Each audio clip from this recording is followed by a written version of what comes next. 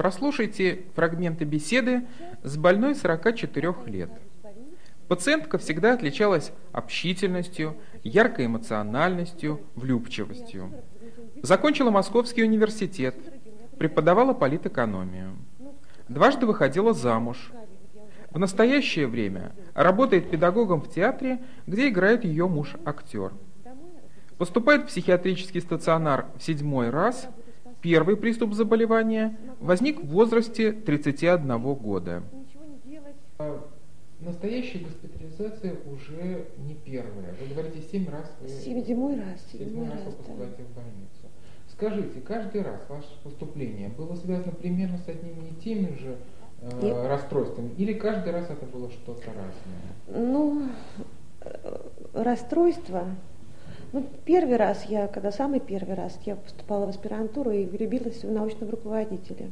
У меня была сильная эмоциональная нагрузка и умственная нагрузка сильная была. Вот первый раз я вот так вот попала в больницу.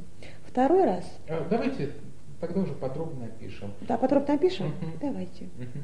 Как я первый раз? Да. Ну, первый раз я страшно похудела. Все-таки это не послужило причиной госпитализации? Это не послужило причиной госпитализации. Я продолжала ходить к этому лектору до тех пор, пока не заболела. И вот когда было уже ясно, что вы заболели? Вот ясно было 12 апреля, в день космонавтики 1883 года. Я отлично запомнила этот день, потому что день космонавтики. Вот тогда мой муж не пускал меня к нему на лекции. А я хотела пойти на лекции. И вдруг я стала такие вещи говорить, в которых он перестал разбираться. Он говорит: Галя, что ты говоришь? Я сказала, что его шеф, что его научный... Ну, сейчас он его зятем стал. Сейчас вообще-то мой муж фактически заведующий кафедрой, первый муж, теории чисел в МГУ. А это, тогда еще не было его тестем. Я сказала, что он шпион, а ты на него служишь, ты на него работаешь. Вот. Потом мне казалось, что для меня показывают телевидение, передачи для меня показывают. Мне было очень веселое настроение. Я считала, что меня все любят, и муж, вот этот вот научный руководитель меня любит, мама с папой меня любят. Я пришла сюда первый раз на большом подъеме, на очень большом подъеме, я здесь танцевала и пела. Мне девочки, которые в палатах говорят: тебе, наверное, специально для нас подложили, чтобы настроение нам улучшить. Ну вот.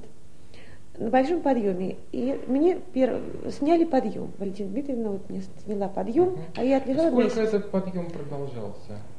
Ну, мало. Я из 3-й палаты, естественно, я в 3-ю палату сразу, из 3-й, Валентина Дмитриевна вообще знает, что я быстро отхожу.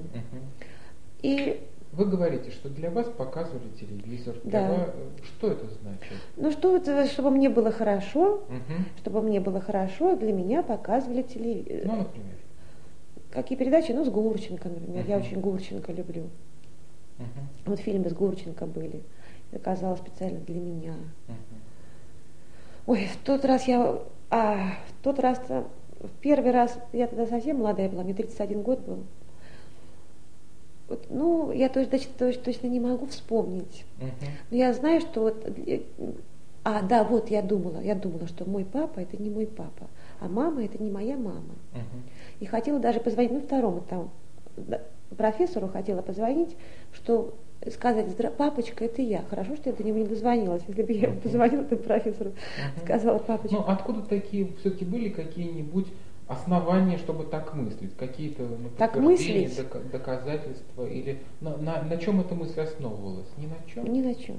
Совсем ни на чем? Ну, почему-то я подумала, что моя мама — это та женщина, с которой я ехала в поезде из Минска. Вот в Минске, там муж мой был оппонентом у одного, и мы ездили в Минск, там меня очень сильно напоили в ресторане. Муж меня оставил одну, а меня очень сильно напоили. И мне казалось, что вот Тутси, фильм такой есть, что это специально для меня, уже в Минске казалось. А когда мы приехали домой, и когда ехали в поезде, с нами ехала одна девушка. Она была такая крупная, но она мне очень понравилась. Она ехала поступать в МГУ. И я ей сказала: Родина вам поможет. Вот. Я так мыслила. Скажите, вот все это продолжалось какое-то время, достаточно быстро прошло. Сколько времени вы чувствовали после этого себя совершенно здоровым? И что, второй приступ, он был такой же, как первый? Или второй другой? был такой же, как первый, тоже на подъеме. Здесь меня вообще в вашей клинике знают больше, как на подъеме. Вот. Второй, я не пила лекарства. Во время второго приступа у меня как раз, я видела по телевизору, у меня были галлюцинации по телевизору.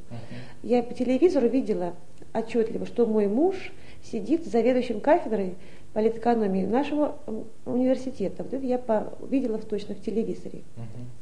Один единственный раз. То есть вроде как обычный телевизор, вроде Нет. как обычно работает. Нет, мне вот казалось, что тот человек, который говорил в это время, он говорил для меня. И так как муж мой не хотел, чтобы я занималась политэкономией, потому что это большая умственная нагрузка, он считал, то показали аудиторию, вот эта лекция была для меня, а показали аудиторию, что там сидит мой муж с заведующим кафедрой, той кафедрой, на которую я поступала в аспирантуру. Вот. И был подъем. Второе попадание не очень помню. Так, ну, тоже почти то же самое. Три попадания, первые три попадания в Корсаковскую, после второго последовало третье попадание, они были идентичны. И промежуток тоже небольшой. Да, и промежуток небольшой. Да. Пожалуй, я в следующем, вот в одном году 2 раза попала, а следующий это через год. Вот был достаточно какой-то длительный светлый промежуток? Да, вы знаете, по-моему, 3 года. 3 года вы вообще не обращались к психиатрам? Да, я скрывала лекарства. По-моему, даже не пила. Не принимали никаких лекарств? Трифтазин, мне сказали трифтазин принимать. И 3 года вроде И 3 года было все нормально, так, да. Что случилось потом? Потом